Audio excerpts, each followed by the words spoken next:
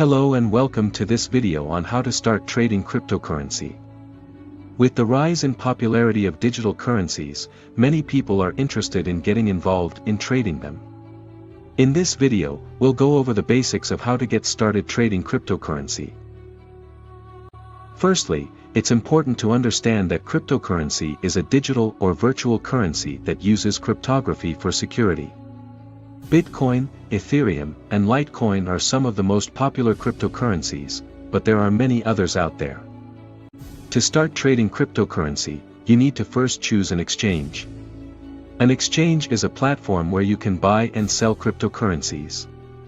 Some popular exchanges include Binance, Coinbase, and Kraken.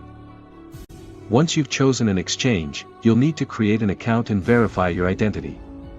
This usually involves providing your name, address, and other personal information. Next, you'll need to add funds to your account. You can usually do this by linking your bank account or credit card. Once you've added funds, you can start buying and selling cryptocurrencies. When buying cryptocurrency, you'll need to decide which currency you want to purchase and how much you want to spend. You can buy a whole coin or just a fraction of one.